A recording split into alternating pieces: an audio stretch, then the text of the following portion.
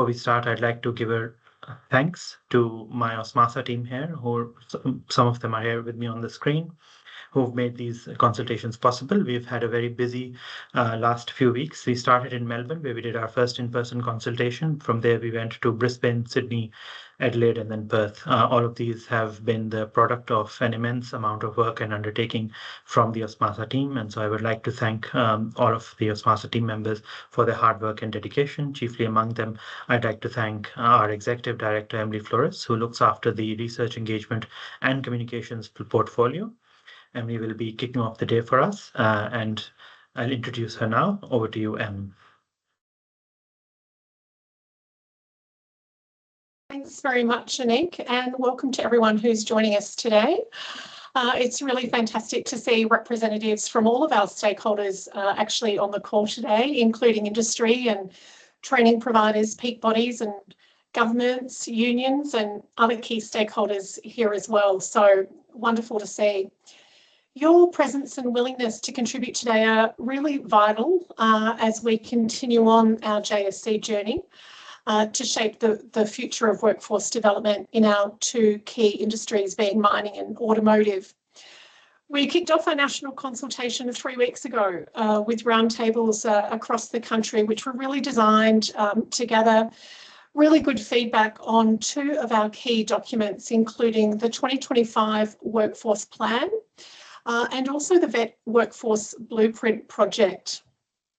These two key documents really represent a pretty significant step in our ongoing efforts to ensure a skilled and adaptable workforce for our two sectors. As we know, the mining and automotive industries are both very dynamic and ever evolving, and they're both facing plenty of opportunities, but they also have significant challenges. And over the course of the last 3 weeks, we've had a lot of fantastic input from our stakeholders, and they've told us that there's a lot for us to consider, including technological advancements, changing skill requirements, and evolving workforce demographics. So we do know that proactive planning and collaboration are really essential to navigate the road ahead. That's why your input today is so critical. So over the course of this webinar, we're very keen to hear from you, your thoughts, your concerns, but also your suggestions. So the best solutions will really be developed through our open dialogue and a shared understanding of what's ahead of us.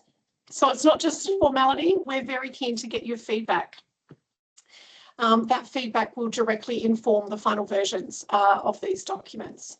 So before I hand back to Anik, I'd just like to have a very quick recap of the 4 key functions of Jobs and Skills Councils. So as we go to the next screen, some of you may already be very familiar with these 4 key functions. And if you're keen to have a recap later on, Anik will just drop into the chat a link to our website where we have a very quick 2.5-minute video that does summarise these 4 functions. But from an industry engagement and stewardship point of view, it is really critical that we're out there talking to all of our stakeholders to understand their concerns around workforce development and workforce challenges. And we have a team based in both Perth and Melbourne to undertake that. And that team is actually led by Janet Simmons, who is based in Perth. Once we receive a whole range of input and feedback from our stakeholders, we seek to input that into our annual workforce plan. And you've already met Anik Sawa today, who's done our lovely introduction and opening.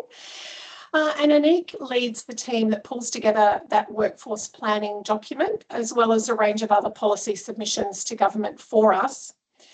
But it is really important that that document is as comprehensive as possible before we send that up to the Department of Employment and Workplace Relations. And that's because that document will really form the strategic centrepiece of our work, and that's where we will seek to source information for future projects. Once those projects are approved, or we've put those projects up to JUA and they've approved them, we then move into the stage of training product development, and that team is led by Donna Dokovsky. where we'll put together technical advisory groups and work through the development, or it could even be the revision of an existing training product. Once the product's developed, it then needs to be implemented, and this team, the implementation, promotion and monitoring team, is actually led by Simon Hester. And the role of that team is to ensure that what we are developing is fit for purpose, and that it can actually be utilised as intended in the education sector. So having just mentioned Simon, I'd now like to hand over to him to provide a bit of an update on our past and ongoing projects. So over to you, Simon. Thanks, Emily. Thanks, Anik, for managing the slides.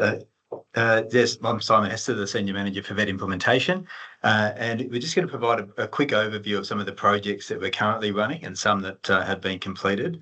I just want to note that you can see as you look at that screen there, I won't read them all to you, but there's a variety of topics that are covered there. And these projects don't come about in a vacuum. We only get to get these projects up and do this work based on the feedback that people like you in attendance today have provided, whether it's through the workforce plan consultations or through training product feedback. So we really encourage and appreciate you providing your feedback through those various channels. You can see there a range of topics across mining and automotive, and even some shared projects such as projects 1 and 7 between us and Build Skills, because we do share the RII training package between the two jobs and skills councils. I won't go into the details of each one, but I will encourage you to go to our website on our projects page, because there's opportunities for you to continue to provide input and feedback, whether that's an expression of interest to be on a technical advisory group or to actually provide your feedback on some of the work that those groups have done. And they come up at different periods across the year. Right now, currently, if you look at Project 2 there, the review into vet training products with low and no enrolments, there's an opportunity that opened up yesterday to provide feedback on the RII mining products that have low or no enrolments as an example. So we'd really encourage you to go in there and have a look. And there is the opportunity to subscribe to all our projects or to an individual project, which you can do again from those project pages. We might move on to the next slide if we could, please, Anik. There we can see some of the project work that we've completed over the past year and a half or so. The first one there might be of interest to some in the room, where we're talking about market research into the perceptions of automotive careers. Some will be aware that we did a similar project a little while ago on perceptions of the mining industry. This one here focusing squarely on the automotive with a slightly broader scope, looking at various priority cohorts, not just youth. And it could be a useful piece of work if you're looking at how to attract and retain workers into automotive careers. And that research will be available in Q1 of this year. Some of you will be familiar with the quality reform projects that have been undertaken across the Jobs and Skills Councils. Project 3 there was one that all JSCs undertook, while Project 4 was one that was specific to OSMASA, and particularly looking at the Cert 2 products in the AUR training package. So I encourage you to have a look at that work as well. And just finally, the Project 2 there was a bit of a different one, focused on the autonomous operations, Certificate 2 in autonomous operations. And this was a nice project in that it was a project that started as a state-based qualification in WA. It merged into the national training system. And then subsequently, we had the opportunity to work with some RTO partners to develop resources to support the 4 core units in that qualification.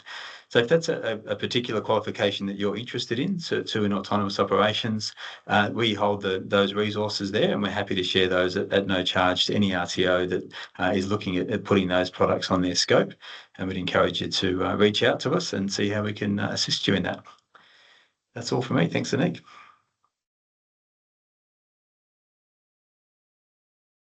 Thank you, Em, and thank you, Simon, for the quick and brief update on both the JSC function, OSMASA, and our current and ongoing projects.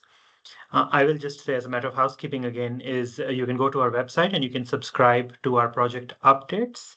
There is a section on our website when you go into update, you can either subscribe to any specific project or you can update to all projects.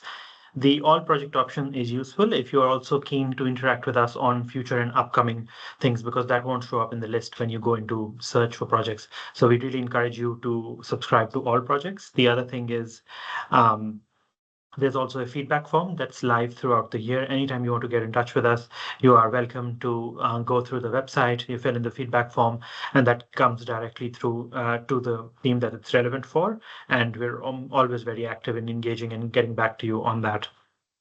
The other thing is our journey, which is a monthly newsletter. It features all of our research and everything that we do. It comes out once a month, and it has all of these updates in a nice, succinct form as well. So that's another medium that you can subscribe to for regular and consistent updates. The journey will also feature things like government consultations or things that are relevant to us that you may find interesting, or other news items. And so it's a very nice resource for any and all stakeholders.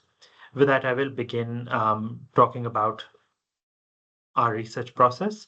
One of the things that we're very keen on, and I will say this throughout the day, is I want to thank people for their engagement and their involvement in our research process. The way that we're approaching it this year is a bit different to how we've done it in the past. This year, we are trying to be a bit more modular, more flexible and agile within our research process. And the way we do that is we break it down into a monthly process rather than an annual one. And so that means that every month on the second Tuesday of the month at 1 p.m., on our website, the research bulletin is published. It's also shared through our LinkedIn and through our journey of the closest journey that goes out. And what that means is that we're then able to not only do the work in piecemeal, but we're also able to get feedback. So if you see any of our research and you have feedback for us, you would like more information, or you think it's a very good idea that we've discovered or we've engaged in, and you'd like for us to go into more detail, please do send us that feedback. We love hearing about it, because hearing what works for our stakeholders, what is important, what is not important, that's key to our process, and we can't do that without your very valuable input, especially as a JSC is industry-led. What happens in the research process is, yes, we have the monthly bulletins, but we also do ad hoc publications. For example, the new occupation classification system that ABS implemented early this year, late last year, called OSCA, OSCA, but pronounced Oscar like the awards, is we did an explainer on it to specifically point out what the changes were for mining and automotive. A bit about that later on. Now, the other question we get asked quite frequently is what happens to the input we collect today? The majority of the input that you give us today will end up in the Workforce Plan 2025 draft, which will also be available online and through various media platforms. There are things that you're not able to validate. So there's some things that we hear from a wide range of stakeholders, and for us, that means it can be easily validated. But then there's some things that either might relate to a niche skill set, or it might relate to a smaller proportion of the market, or it might just be something we haven't heard before. We do need to validate it before we publish it. And so it might be fed into our workforce plan activities. What that means is that it either goes through the bulletins, it goes through further engagement or further research, or might end up in Workforce Plan 2026. Now, there is some information that might not end up in either workforce plans, but we still use it either as one of our other outlets, which is we get a lot of requests for government ad hoc submissions, things like the OSCA system is how is it working? Is it not working for you? Net zero strategies, things that other federal and state departments and organizations are doing or conducting. They'll regularly ask us for feedback. And so where it's relevant, we will provide that information to them.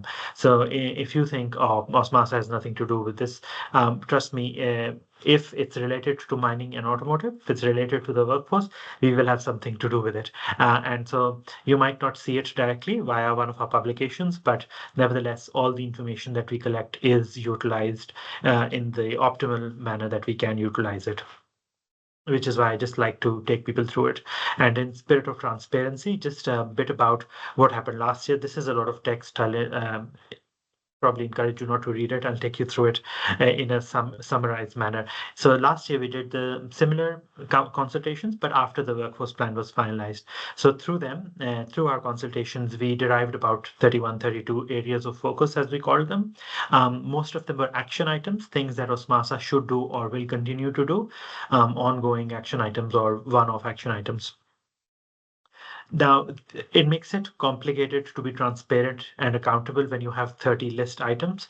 And so we can give you point-by-point summary, and we will give you a point-by-point summary in the Workforce Plan 2025. But for the sort of convenience of reporting, we like to group them by theme. Themes are as follows: education and pathways, building inclusive, respectful, and diverse workplaces, technological advancement and digitization, workforce attraction, retention, and well-being, sustainability, and industry transformation. These are our 5 themes that we've grouped the areas of focus under. Each theme has about 4 or 5 areas of focus under it. To give you some examples, the first one, education and pathways, what we found from our industry consultations was that the term motor mechanic to refer to people who were working in that profession was outdated. It was outdated for 2 reasons. One, because it did not reflect the ongoing nature of the work that a person called a motor mechanic is doing. And 2, it also created a hindrance or a barrier to people entering the workforce because they imagined it to be very different to what it was today. And so industry wanted it to be called automotive technician. This is something I'm very pleased to say we've been able to accomplish on our collaboration with ABS and our input to them. They have within their new OSCA system, not the old ANSCO, because ANSCO is being phased out. So in the new OSCA system, they've designated motor mechanics as automotive technicians. The other one, which is if you go down to the last one, which is sustainability and industry transformation, EVs was a very important one. And I'll also give you context on why this is important, because I've had people ask me why it matters that we have EV technicians separate, is because when there is a skill set, such as the recycling of EVs or a broad range of group of skill sets, we need to be able to estimate what the supply and the demand is. So if we have 1 million EVs that we need to recycle in 5 years, 5 workers are not going to cut it. But how many are? To be able to answer that question, we need to be able to answer the question, how many current EV technicians do we have? Now, under the ANSCO classification system, we don't know, because EV technicians are grouped under motor mechanics. Now, that was another thing we heard from industry and we said we would work on. Again, I'm very pleased to report we were able to convince the ABS of the benefits of having EV technicians separate. So under OSCA, they have a separate occupation class called EV technician. Now, here we are assuming that everyone has read the 70 odd pages we had in the consultation papers. If you haven't, there is a quiz on page 73, which is, I am kidding, of course. But look, we just want to give you a broad overview, a summary of what's going on in both the mining and automotive industries. What we found is that so far we've been able to do a very good, accurate picture and profile of our industries and global trends. But what we've identified is that mining and automotive, as any other industry, are susceptible to global and Australian level economic and geopolitical trends. Part of that is that there's a skills shortage. We understand that broadly. We find that it is a challenge to increase gender balance across industries. We find that there are new technologies and disruptors coming in, and so adapting to them can be challenging for workforces, particularly for smaller businesses. However, on the plus side, the Australian economy has done particularly well. We found, for example, in the mining sector that the revenue continues to grow despite commodity fluctuations. We've seen employment has continued to grow as we've switched away from the more traditional mining sub-industries, which are still growing, but not growing as fast. There are new streams of mining that are emerging, such as critical minerals, but also offshoots that are related to decarbonizations. It's a pet peeve that I love saying. There is no advanced manufacturing or med tech or renewables without critical mineral mining. So mining effectively. On the other hand, we've seen that vet graduates are growing, but there is or may be a mismatch between skill level shortages. And although on the plus side, you could say, is the mining industry is the largest employer of First Nations people. I think the average, the percentage of employees who are First Nations within the mining sector is about 4%. The national average is half that. But the women, when it comes to women, we are seeing a smaller cohort of female vet students, and so that's something to think about. Then we come to automotive industry. We've seen that EV sales are increasing year by year. About 7% of new car sales are new EVs. We've seen the demand for workers is continuing to grow beyond pre-COVID levels, and part of this is associated with EVs and new cars coming in, because as we rely more on automotive as a mode of transportation, we are seeing that it means, we need more people for the diagnosis, repair, and maintenance of these vehicles. And our automotive industry obviously does not just look at residential and domestic cars, but it also looks at heavy vehicles, buses and all sorts of transportation trucks, etc. So as much as our economy grows, the need for the automotive service and repair maintenance sector will also continue to grow. On the plus side, we've seen a pipeline of graduates is continuing to grow, whereas women only represent 15% of the workforce, but 1% in technicians. There is some research that we've done independent of the data. The data is coming from most sources like the census or the ABS or NCVER. But for example, if you look at the bottom right icon here, which says 1 in 4 apprentices plan to stay long term in the automotive sector, that's from our own research into automotive perceptions in the younger workforce.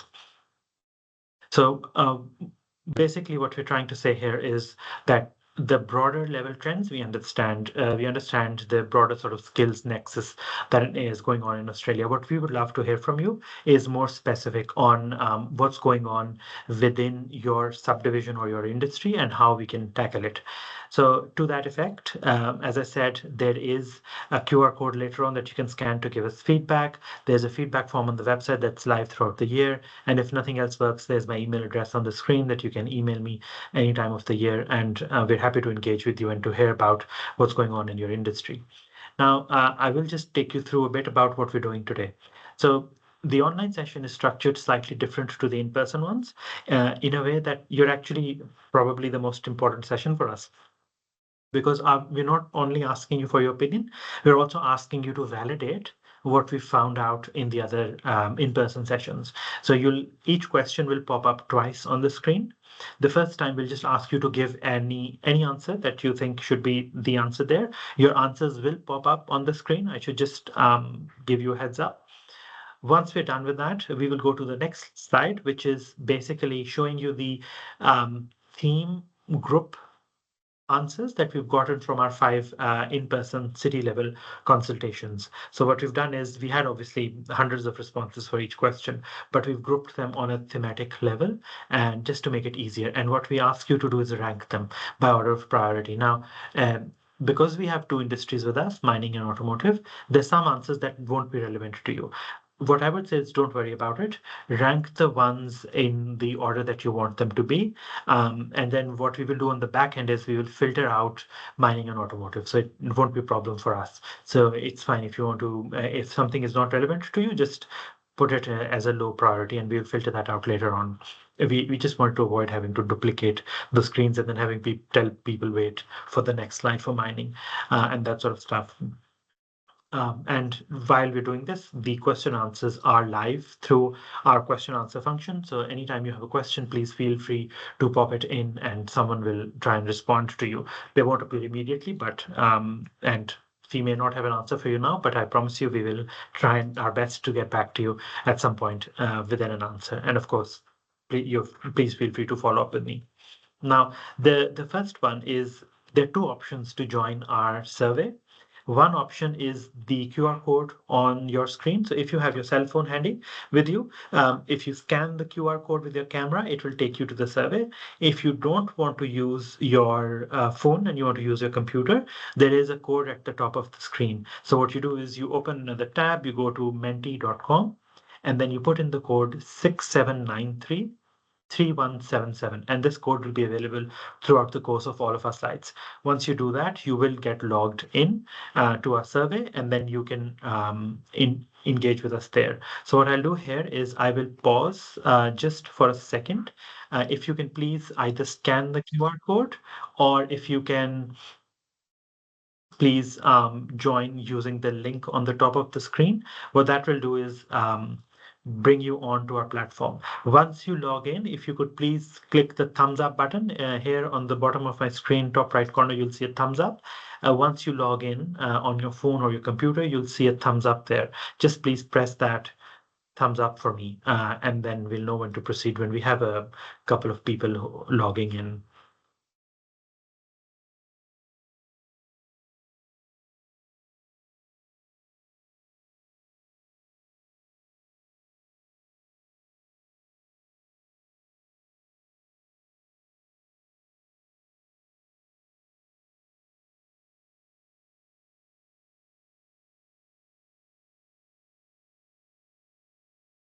Just give people a couple more minutes because as I change slides, it just prevents people from going back themselves. So we'll just give it a few more minutes.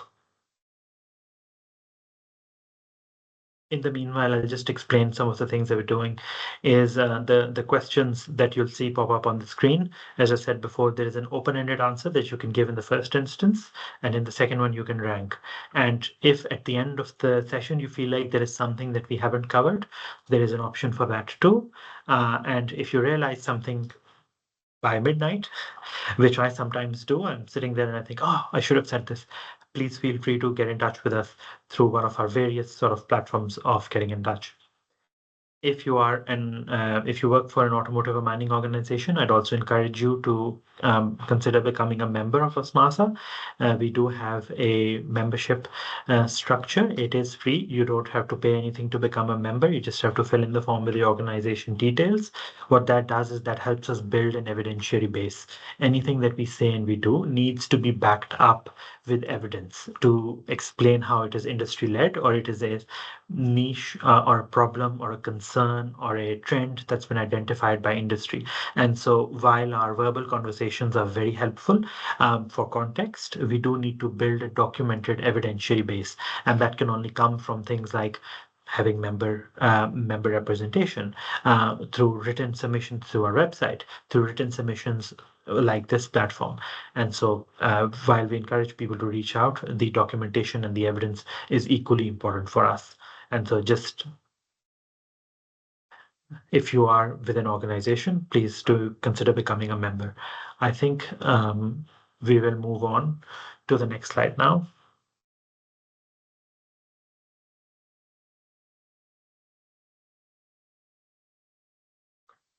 Now, the first question is a bit broad, so you can feel free to put in what you think is important. For example, what qualifications need updating to keep pace with new technologies or industry trends? Are there any brand new qualifications we should consider? What we're doing here is trying to assess whether there are any specific qualifications that you would like to see updated. Maybe there's something that's outdated and you don't think people should be learning it, or maybe there is something like EVs coming up and there is a niche skill set that you think should be developed within the workforce and it's not there, but it will grow in demand in the future. Now, it is broad and I encourage you to put in what you think should be there. Thank you for the first response is AI related courses. We've had a broad sort of range of answers on this. People have given us a lot to think about, whether it was related to cybersecurity or was related to upgrading light vehicle to heavy vehicle technicians. We've had quite a bit of engagement on this one. So I'll just give you a minute to respond to this.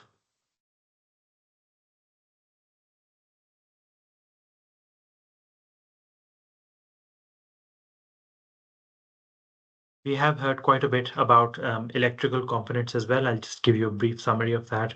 One of the things we've heard from many of our stakeholders is that there are electrical skills, especially as EVs become more important to the industry. There will be more electrical skills that are required by the industry.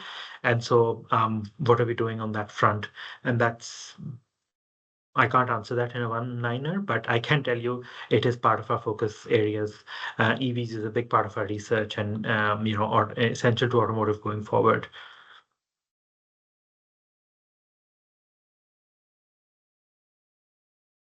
I like the specificity of the answers as well, how specific you have been in telling us exactly the call or the unit that you're talking about. I think that's extremely helpful.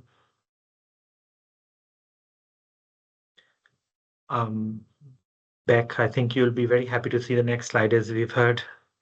Maybe not the next, maybe the one after that, but we've heard this quite a bit as well as EVs become more popular or as more digitization becomes popular in cars, they start talking to each other. And then, so what's the web and data administration network handling all of that? What's the cybersecurity behind it? What's the data risk? That's a big part of it, yes. We've heard quite a bit of that, and that's one of our main areas of research as well for us.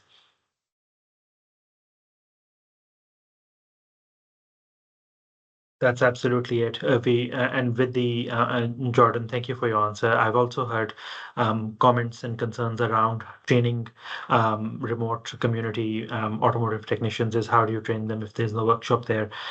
Because workplace requirements necessitate the person being part of a proper professional workshop environment. And without that workshop in a regional community, does that mean they drive 4 hours out somewhere and then go do their training, or do they move away for a few months? It's that is a challenge we've heard from many of our stakeholders, I should say. Thank you. That's very good to hear again. It's confirming for us. The more avenues we hear the same concern from, the more attention we're able to give it. With that, I think we will switch to the next slide. Now, I will also flag, just as housekeeping, you are only able to give in one answer. So once you click submit, I don't think it lets you put in another one. So if you do have multiple answers, you can just use a semicolon to separate your answers or something, or full stop, and just number them, or if you would like to, but we can decipher it. So if you do have more than one answer, you need to put it in one go. And then once we switch over to the slides, it still lets you submit, but it just won't pop up on the screen. With that, that brings us to our qualification preferences. Now, this one asks you to rank. And some of the answers we heard as well. I'll just read them out for you. AI and cybersecurity, EVs, bicycle mechanics, critical minerals processing, mobile plant technology, water well licensing, electrical isolation, systems administration for EVs and autonomous operations, which I guess overlaps with EVs, but I just wanted to call this out separately because we'd heard it quite frequently. So take your time. All you do is you drag and you drop on your cell phone, or if you're using your computer, you with your mouse. And you can order them in terms of priority. So the first being the highest and the eighth being the lowest priority. If there's something you don't care about, you can rank it lower. And then on our back end, we'll filter out whether someone from automotive or mining said that. So we won't take it personally. You can rank it lower and we can filter it out later, just in terms of relevance. And once you're done, if you could please give me a thumbs up on the on your phone or your Mentimeter website app, that would be very helpful. Oh, we already have one response. Thank you. 2 responses now. I can see 3 now. Yeah, AI and cybersecurity popping up as prominent. I do think that's a challenging one. I think wherever you are,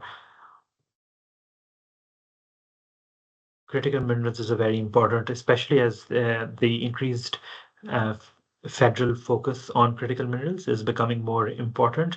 We do need to pay adequate attention to it, whether it's to the effect of mining or refining or whatever you have with critical minerals. And as I said before, there is no advanced manufacturing. There is no, computer chips, nothing without critical minerals really. So that's a key one, both for the mining industry, but also I think for the Australian economy overall, and other associated industries like medical technology, advanced manufacturing, defense, to name a few. I can see 9 people up here. We'll probably give it another 30 seconds or so if anyone's still deciding on their um, priorities on this. We wanted to do it on a qualification level, but the list got very long, so I had to group it by broad theme rather than go on a qual by qual level.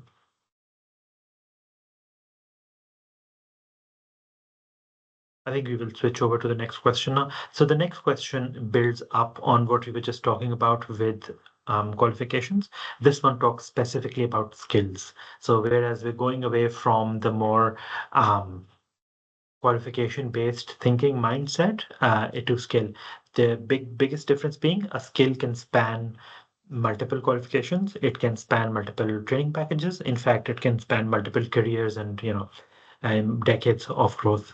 So, what skills do you think is your team missing that would make a big difference? Now, the reason I say please pay special attention to restricted licenses is because that's another thing that we've heard loud and clear from our industry stakeholders. I'll give you an example.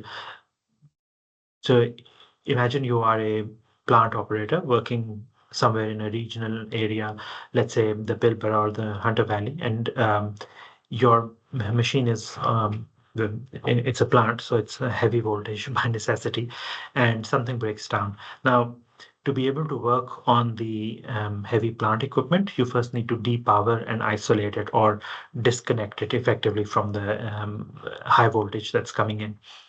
Now, to disconnect high voltage, you need an electrician on site to come in and do that.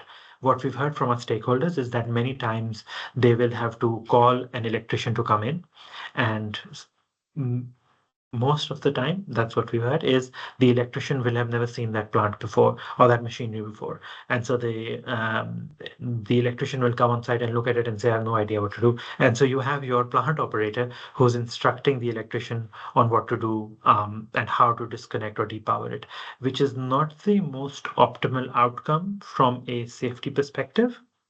From a safety perspective, we want the person who knows what to do to be doing and handling all of this high voltage dangerous equipment, because high voltage is not a joke, frankly. And so this is a situation where a restricted license for that plant operator would be particularly helpful because they could effectively disconnect from high voltage and commence repairs.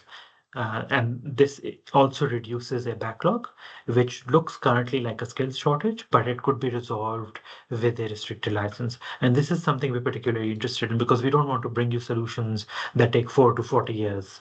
We can't say, we'll take 4 years to to have a new call. Someone will go in, spend 4 years in that call. By the time they're out, we may no longer need that technology anymore. And so this is where you come in. And these instances, these opportunities for that overlap, for that removing those roadblocks, linchpins, is very important for us. And digital literacy, we've heard quite a bit about. Andrew, supervision skills, I think you'll be very happy to hear about. We already have a project on this. It's on our website. Please do have a look. It's specifically about supervision skills in mining. Digital literacy is again another one, as I was saying, we've heard quite a bit about. The other thing we've heard combined with digital literacy is also communication skills. I do wonder if someone here feels that that's something we need more of. What I've heard from especially the automotive industry is that the automotive technician's role is changing. They're no longer sitting in the back end in the workshop doing the work, but they're also part of their job is communicating to the client or the customer as to what's going on, what's not going on, how does your car need fixing, that sort of stuff. And so communication is very important. And that's a big one we've heard that could be or should be built into our training. We've heard from industry stakeholders who do a sort of a Toastmasters for their new apprentices and their trainees, which I thought sounded very like a very good way to approach this instance. I do agree, Jordan. There is a mentoring and workplace thing with skills, especially with regards to upskilling. You're absolutely right. I'll just wait maybe 10 seconds here if anyone wanted to put in communication skills. Otherwise, we will move on to the next one, which is ranking the skills that we've heard about before. Now, when it comes to ranking skills preferences, we have electrical safety, as I was saying before, the restricted electrical license for heavy plant operators, among other things. Electrical safety also overlaps with EVs. So currently, and currently, I guess that's no pun intended on my part, but if you bring in someone to do residential electricity work, they need a restricted license to open the socket and to disconnect and connect things. And one of our stakeholders actually described it to me this way. He said, if you are tinkering with the residential electricity network, it gives you a nasty shock, but most people will survive. Whereas EVs, on the other hand, are high voltage, and if someone's tinkering with it and they get a shock, the result is likely fatal. And so electric skills for us are electrical safety is very important. I've put EV depowering separately just because we've heard it quite a lot, and so I wanted to have it there. But obviously electrical safety is broader. What my example is probably more related to high voltage isolation. The electrical safety is just in general to everything really. And I'm happy to see communication is ranking as first, I guess. Um, Psychological safety was another one that we had quite a bit, especially in our written responses that we've received from industry. And so it's been, it's, I won't say it's good to see it on the chart, but it is good to get validation that it is one of the preferences that we need to think about going forward. I can see people are still responding, so I'll leave this up for another few minutes.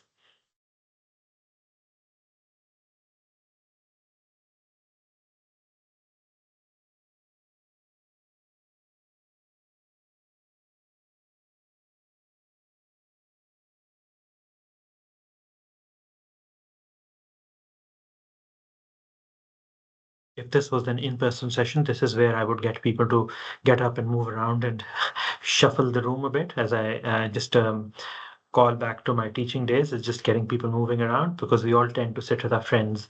Um, on the other hand, I can't really say anyone sitting with their friends when it comes to the online. So really can't ask you to shuffle. Maybe I can ask you to move from one chair to the next in your house if you're working from home or the office if you have space. But we will move on, I think, to the next one. I think people responded to it. Now, this one is very interesting because we came into it by happenstance, I want to say. We were talking to one of our stakeholders and they said, you don't need a new qualification for this one. You can just direct text adopt is the word they used or the term they used. And they said, you can just direct text adopt this skill or this qualification from another package. And so particularly useful when you're looking at restricted licenses. So under the UEE package, you would have restricted licenses calls, which are written or set up in a way that they satisfy the conditions of that license. And so instead of going and reinventing the wheel, we can just go and direct text adopt or copy or transfer the training protocols within that qualification or the skills requirements as it was. And so this is an opportunity to learn from other training packages, from other industries, from other subdivisions, is to what can our industries benefit from that we don't currently do or that we don't currently have in capacity. This also helps us target the piecemeal approach. So if you get someone trained in a certain qualification and then you have to send them out to get them to do different units here and there, this is an alternative to that, which as a in hindsight would also be good for the numbers. So for example, if you send someone to enroll in a unit and they are only intending on completing that unit and they enroll in the unit, they complete it and then they come back in on a statistic level, that looks like a failure because it looks like they've dropped out on a qualification level.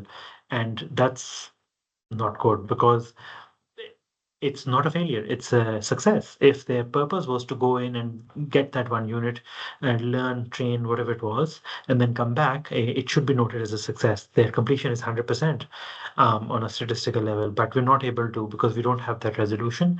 We have flagged this with NCVER. The other thing is also when, when people find a job and they leave, but that's on a separate note. For now, it's mostly just looking at what other industries are doing that we can also learn from.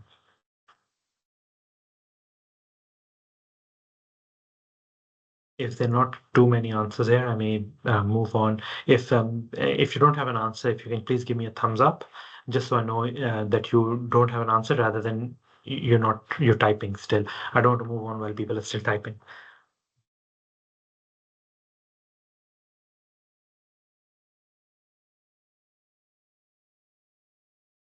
Mark, thank you. That's a interesting comment. I can't say I've heard this a lot before. We may reach out later on just for a bit more context or feedback.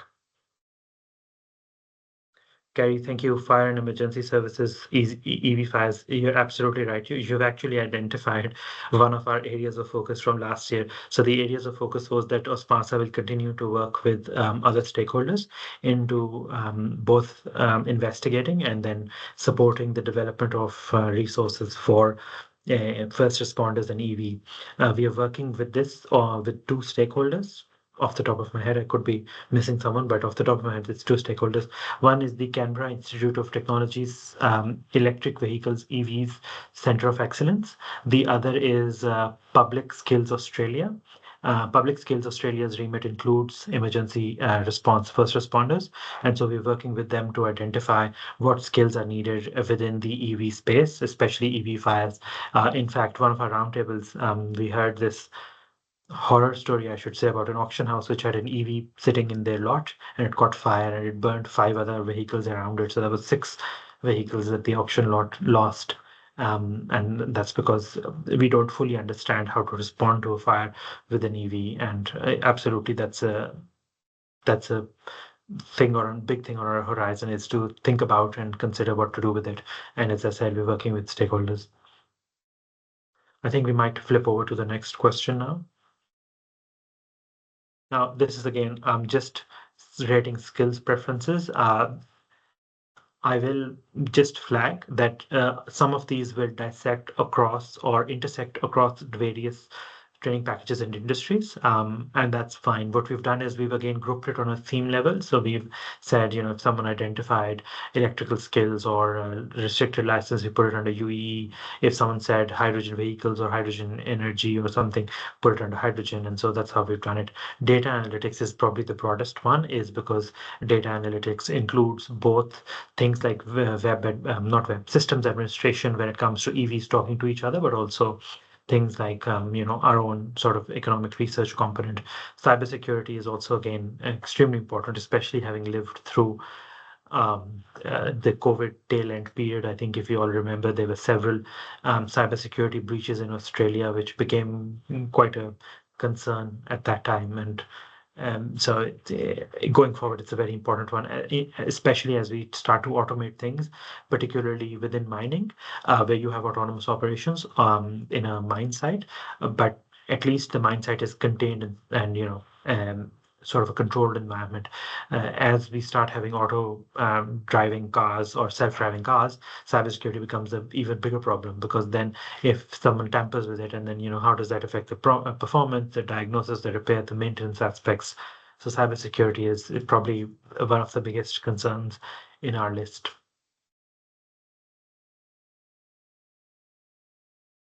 3D printing was another interesting one. We've heard various sort of examples of people utilizing 3D printing in various capacities, either to print components. Bicycle industry is one we've heard quite a bit about, is they use 3D printing quite a lot. So what can we learn from there? Is there something we can learn from there? I can see people still working, so I'll give this another maybe 30 seconds before I move on.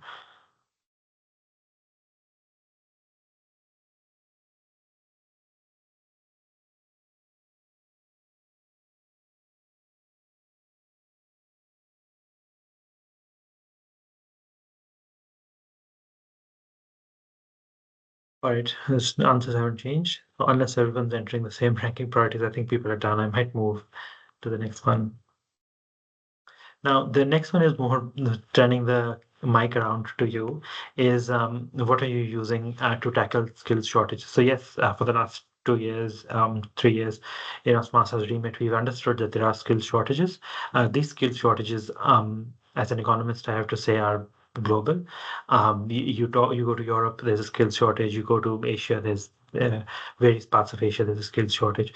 And some of it is associated with the training, but some of it is associated with, like I said, licensing and restricted licensing requirements, which could solve them. So it looks like a skills shortage, but it's actually a licensing or a sort of governance implementation thing. On the tail end, though, how are our stakeholders dealing with it? And I'll give you context on why this question is important to us. The reason this question is important to us is because we want to better understand some of the measures that our industry stakeholders use for tackling skills shortages. Whether you're from industry or government or RTO, we'd love to hear about this. Because when we go to government and we say, for example, that the EV depowering skill is in shortage and it needs, a new package, or it needs a new way of training people in, or it needs a hybrid approach. We need to draw in people from other disciplines who can be upskilled into it. We need to be able to demonstrate other approaches that industry is taking. So it's not a matter of this is our first solution, but that we've thought about it. These are the strategies we're using. These are the ones that are not working. This is what we would like to do. And that really helps us build that case and that evidence. So this can include things like flexible working, you could say broader recruitment, you could say more awareness within schools programs, you could say poaching from competitors. Don't worry, we don't tell on our friends. If you do say that, we will keep it completely confidential, although your name will pop up with your answer here, so I should add that. Um, that kind of limits my ability to keep it confidential. Thank you, Mark. That's a good answer. I think retention and succession planning is a very important part of any sort of organization, even with culture building, and transferable skills particularly. Sam, thank you. That's a good one. Promotion of STEM study pathways, and if nothing else, STEM education tends to be cheaper because it's more subsidized around the world. Governments prefer STEM qualifications. So that's also a added benefit you can tell students coming in, is that they'll leave with maybe a lower debt.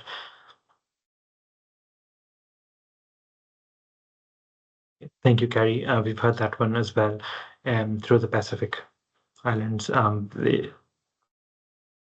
We'd be keen to know more, Carrie, although on how you're doing this, is whether you're doing it through an independent sort of independent stakeholder or third party, or whether you're doing it directly. So we may reach out, or if you'd like to reach out to us, we'd like to hear a bit more about the work that you're doing there.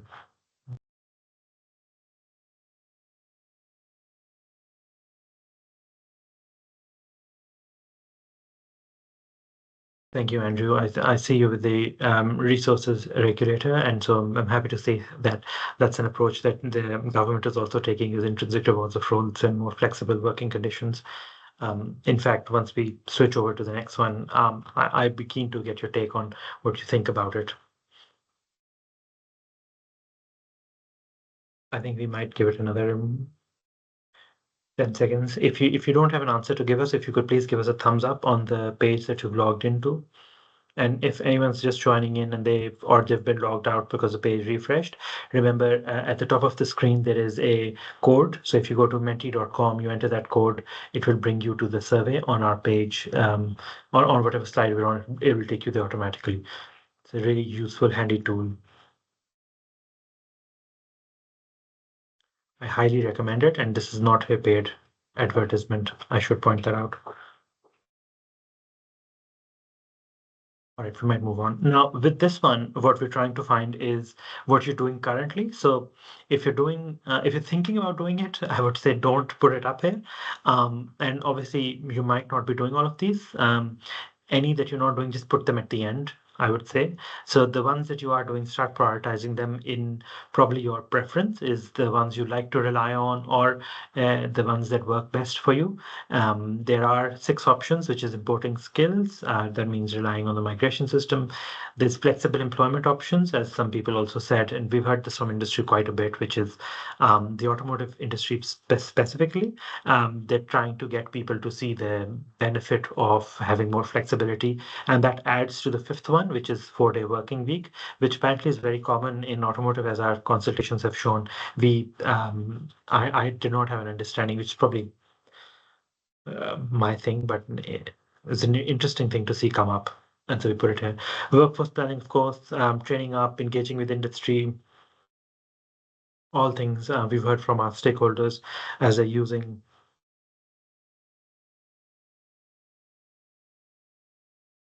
I'm happy to see engaging with industry is really high up there. That's a good one to see.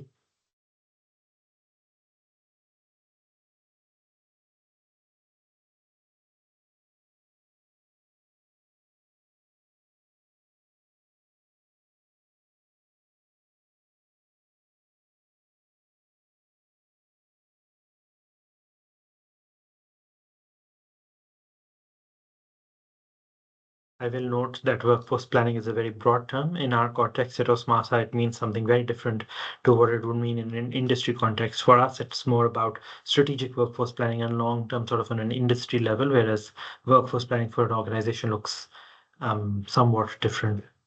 You still have the strategic component, but you probably have to spend more time on the finer details, whereas we have the flexibility to be more higher level. And I guess that's why it works so well. The JSC structure is because we both feed into one another's workforce planning process. Now, the next slide that I'm going to take you to is a bit different. I just want to flag. It looks the same because it's still mitigating skills shortages, but we would like to hear more about things that you're planning on doing. So not necessarily things that you're currently doing or you think that work well, but things that going forward you would like to rely on. Now, we're not questioning feasibility and we're not questioning the ramifications. We're just taking everything at face value and we're saying, in these, which ones would you like to use in order of preference? And what this does is this gives us a view. So it says, right now, this is where industry is at. This is what they like doing. But in the future, this is where they would like to be or what they would like to do. And so you'll see the answers are the same, but for future reference, which ones would you like to rely more on is what we want to hear. So if you could please answer it like that.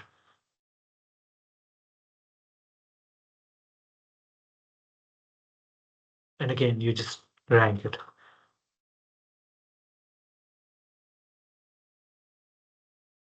I will just flag, I can't see the comments. So if you do put something in the comments, I will see it once I stop sharing my screen, but right now I can't see it. I do have a fantastic team of moderators who are working behind the scenes to respond to your questions. So please feel free to put in your questions through the Q&A section if you have anything, which could also be answers to some of the questions I'm putting out verbally, or it could be a request for further communication. If you'd like to send it to us, give us your email or something, we're also happy to feed in through that. I'm very happy to see workforce planning is coming up on number 2. I do want to see more organizations relying on it. I think it helps you identify existing sort of maybe resource efficiencies that you can target that we might not be targeting as well. And so that's a really good one to see up high.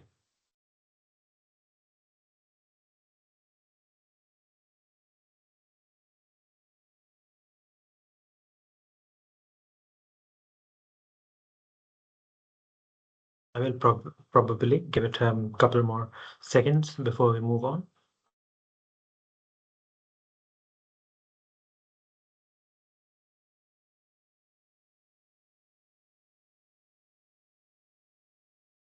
If you can just give me a thumbs up when you are done. Thank you to the people who immediately give me the thumbs up as soon as I ask. I really appreciate your prompt responses. Because I can't see your faces, I'm not sure if you're listening to us or if you're working on something else or if you're on a phone call or you're ordering food. It's good to see the thumbs up coming up and just knowing people are still listening to me. I've been told that's our biggest challenge is not the work, but actually getting me to stop talking when I start. So do appreciate the feedback.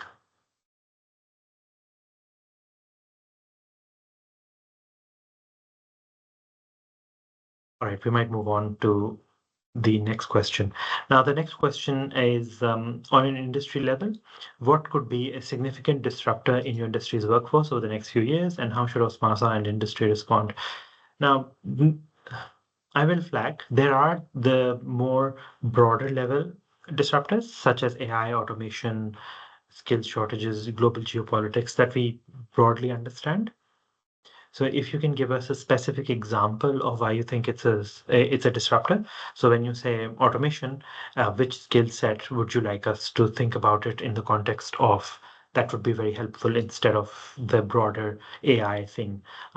Because as I said before, the broader trends, the broader challenges and disruptors we understand, we'd like to get to the specificity of it now.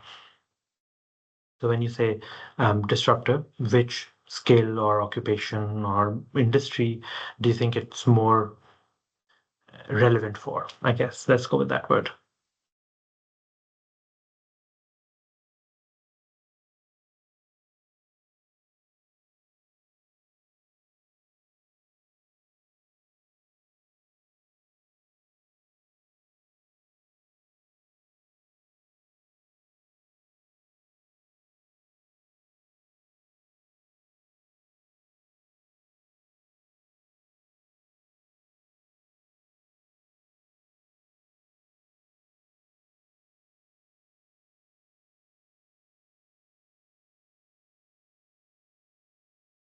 So I can see some thumbs up coming up. So I imagine we do have a ranking preference for this, which I can move to, but we would like to see if anyone wants to add to our already long list of things that we've identified. Thank you, Sam. That's interesting. Declining domestic undergraduate university enrollments. We have heard this quite a bit. There is a declining undergraduate university enrollments, particularly in some of the more specialized fields. And on the flip side, I will point out, it's not just the enrollments, but it's also on a university level. Universities seem to be consolidating their degree programs. So instead of having 5 different types of, let's say, mining engineering that you can do, they like to put it under one. I know as an economist, I can tell you you used to be able to specialize in different economics fields. They've started consolidating it, and then some universities effectively shut down the economics program, and so that's a flip side of it as well. Is how many university options are there to feed into industry, and need more work on that front with it working with universities, I guess. Thank you, Mark. Increasing AI adoption across both industries. That's a good one. Another thing I will tell you that we've heard is using AI to do a lot of the mapping. So, you know how when we do recognize prior learning and we're looking at very old qualifications that need to be mapped so that people can be given credit for their RPL, especially for people who've been in the workforce for 20 years. You don't want to send them back out of the workforce for 4 years or 3 years to do something. And so sometimes it can be challenging to identify what's the most relevant new unit or call that they align to, that the training aligns to. And we've heard that, AI is a good solution and makes sense because a lot of this work is quite text based and very repetitive and sort of very on a very fine level, like granular details, and AI tends to be good at that actually. So that's a very good suggestion on both the mapping front, but also on what you said about generating quality content. In fact, I'll just extend this out into saying you can also use AI simulators as VR learning tools. There's this simulator we visited in Perth that so when you get a new truck driver or a heavy mobile plant operator, I should say, not a truck driver. Sorry, there is when you get them into a machine that burns several liters an hour. Yeah, and that means what we're operating at $500 an hour or something. You don't want them to either get into an accident or not know what they're doing. And so VR simulated reality equipment can actually help them learn how to drive and practice before they get into the very expensive equipment. And we've seen med students do this. So they're operating on VR patients. So it's not a real person, and just to test and to refine this skill. And they're very realistic. You get all those VR goggles and the instruments, and so a lot of those applications can be put to use in other sort of hazardous situations where there's a bit of a risk, maybe electrical safety or something else. So yes, AI does have the power to alleviate a lot of these. So it's good to hear, and has been good to hear that while yes, it can be a disruptor, it can also solve various problems. I guess I should quote, it would be remiss of me not to quote the economist Schumpeter, who said, creative gales of creative destruction. So yes, there's positive, but also you create new opportunities through these disruptors as well. Yes, of course. Jordan, thank you. That's a very interesting one, is greater integration of knowledge and understanding about social and environmental impact of the industry. Ian, thank you. Ongoing evolution and application of autonomous plant and equipment and the lack of capabilities to enhance availability and reliability. That is important, especially for mining, where your underground mining can be dangerous and hazardous. Um, uh, and so autonomous operations are a potential solution for that, where you can have a controlled workshop environment in a mine without any humans present underground, which is, I think, one of the solutions of the future. So it's definitely something to think about, is what capabilities are required to enable this transition. And I will say some industry partners are already doing this. And so how can we better enable and support them into the future? We might switch on to the next slide, please, which is basically future industry level disruptors. And so this is just asking you about what do you think is the biggest disruptor, or to rephrase it, what do you think should be Osmasa's priority when responding to these disruptors? So, aging workforce, skills shortage, automation, disruption of employment, global politics, recruitment challenges, AI, cybersecurity. What I will add here is when it comes to some of these, we've actually identified in our consultation papers. So if you go to our consultation papers, we have a discussion on a subdivision level. So we've discussed the 3 automotive subdivisions and the 5 mining subdivisions, and we go into detail and identify industries that are at risk of or currently have an aging workforce. So what we do is we pull data from the census and we chart the distribution of the workers. So we look at the quartiles of, the youngest 25% of the workforce, for example, is under 30. The oldest 25% is above 50. The average worker is 45, for example. And so we chart that across the census years, and we're able to identify where a workforce is headed towards an aging workforce. And that's a concern, because as your workers retire, that creates a twofold problem. One, yes, you need to fill those roles, but also those workers who've been in the industry for 30 years, they have a lot of built-in knowledge that can't always be transferred as a means of codified information. So you can't write it down. I can't ask someone to write down exactly each step that they do. And, maybe they can write it down, but when you're, if I asked you to describe how to ride a bicycle, you could write 1,000 pages on it, but no one will actually grasp how to ride a bicycle until you actually demonstrate it for them, or you help them do it. And so there are learnings, there is knowledge that can only be passed through demonstration and on the workplace-based integrated learning. And so what do we do there? If half of our population is workforce is about to retire, who's going to upskill the new workers?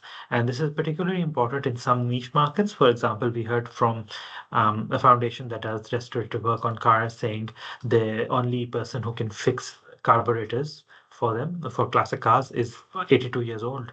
And so they've already had 3 other workers who are similar age decide to retire because they didn't want to do it anymore. And so it presents a lot of challenges. And so we've given it a lot of focus as part of our remit and as part of our research. So you can find it in the consultation papers. If you'd like to get a bit more detail on it, or if you'd like to engage with us a bit more, we're happy to. Please reach out, send us an email or something, and we'll be pleased to give you more information. And skills shortage, yes, of course, is a big industry disruptor.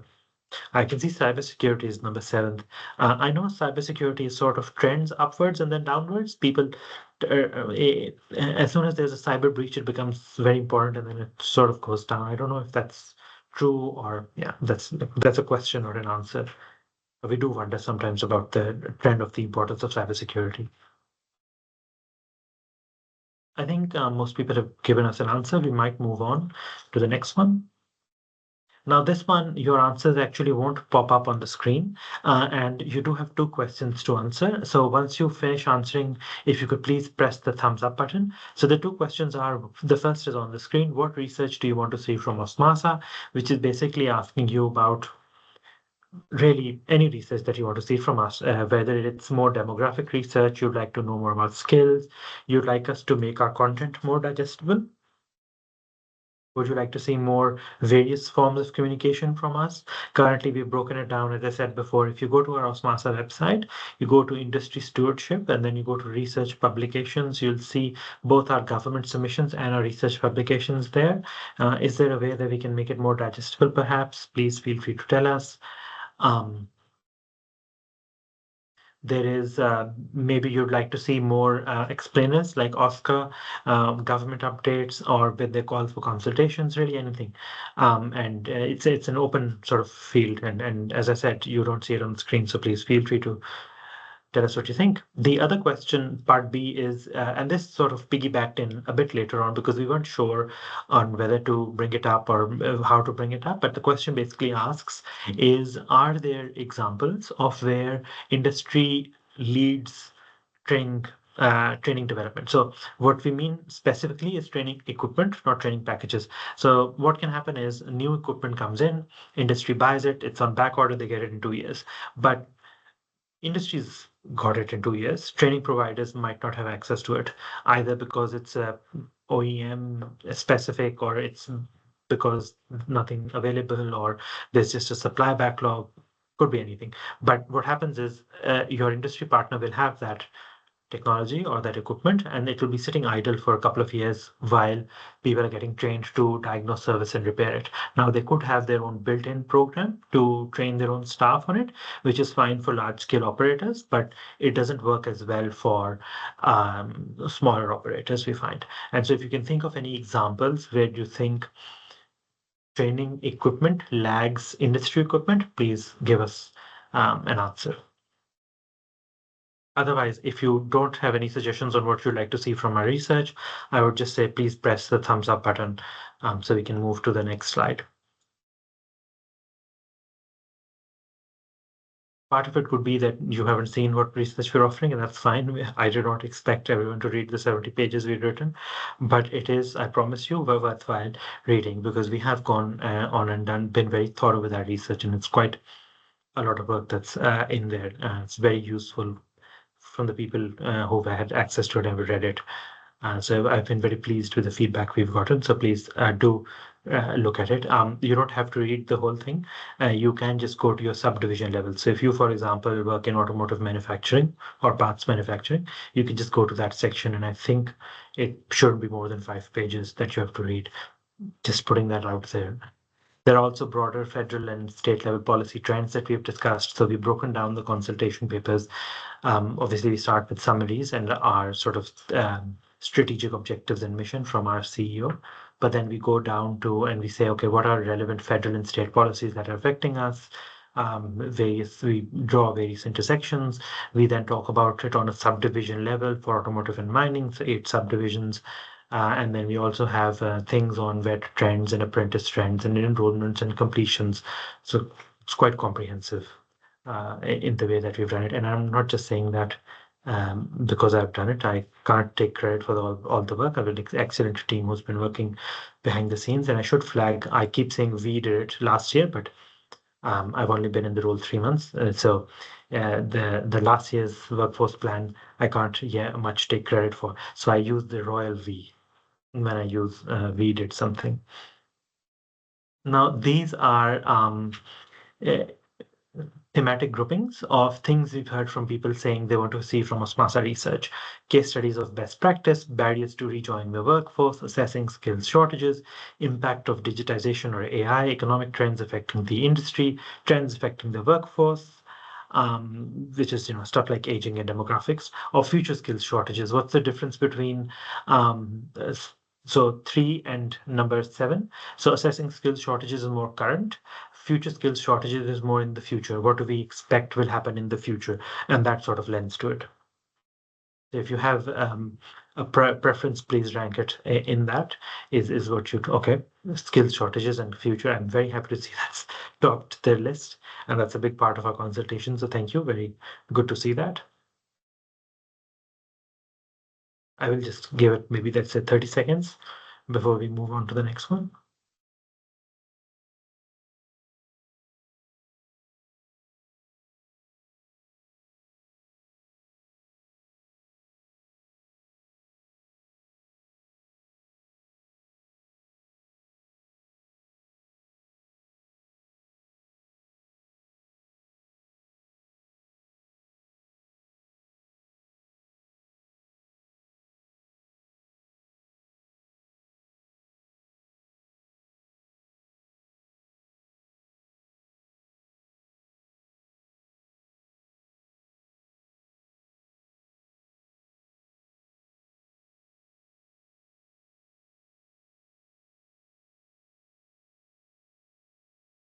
I think everyone has, most people have given me a thumbs up on this one, so we might just move to the next one.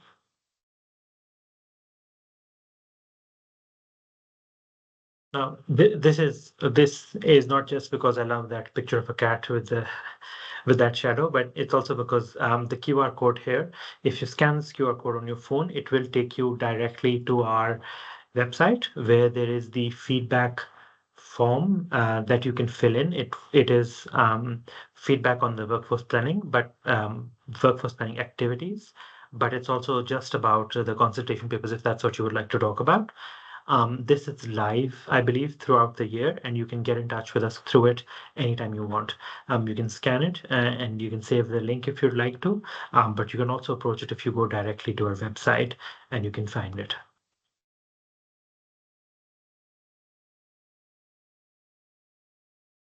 That is it from my talking side. What we will do is we will pause here for a moment, and if there are any questions, I'm happy to answer them.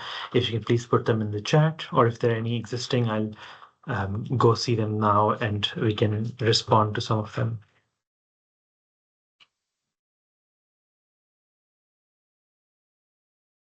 Thank you, Carrie. I see your comment that you'll reach out directly. That's very good. Thank you.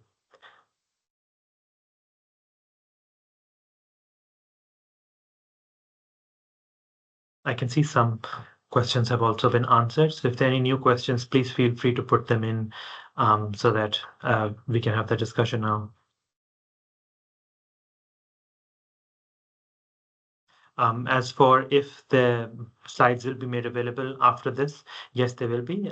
They will, so you'll also get the recording on the website. Please feel free to give us feedback on it.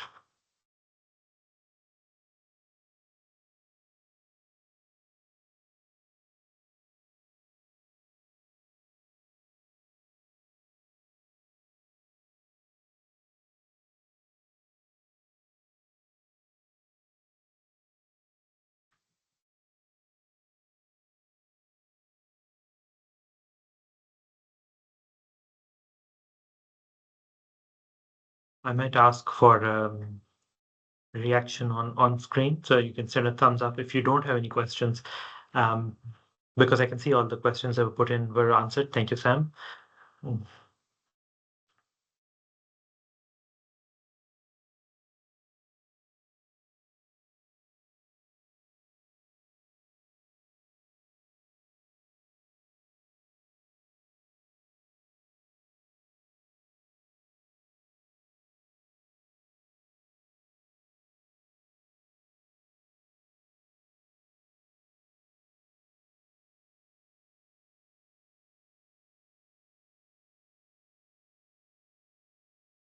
I don't want to close the Q&A while someone is typing. So if you are typing something, if you can give us a heads up, that would be very nice. Thank you.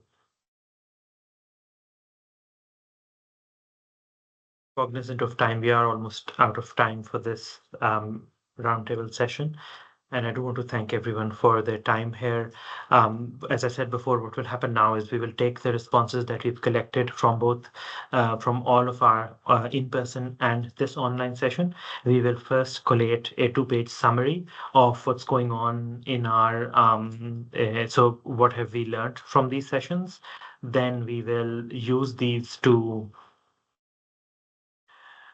inform our workforce planning activities, both our stakeholder engagement activities, anything that's not published directly in the 25 of workforce plan will end up as part of our engagement activities to be either fed into one of two things, government submissions or the workforce plan 2026. The workforce plan, as I said before, is staggered. It's broken down modular this year. So it's being fed in through our monthly research bulletins. The research bulletins can be accessed on our website, where you will find them under industry stewardship.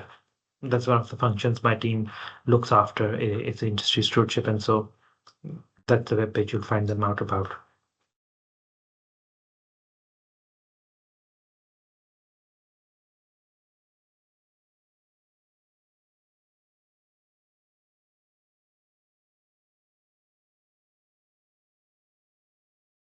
Sorry, Kerry, I can see you have your hand raised. Did you have a question? Could you?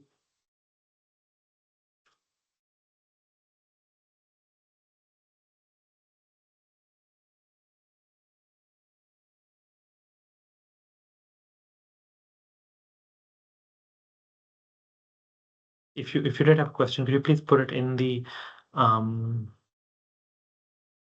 question answer?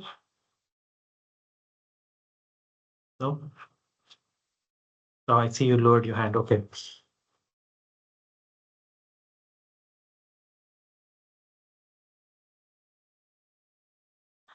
All right, with that, we may close our proceedings for the day. I want to thank everyone, especially my Osmasa team and staff here who've been helping support us with all of this hard work. A lot of work has gone into this, and we will be in touch with our sort of outcome of these conversations.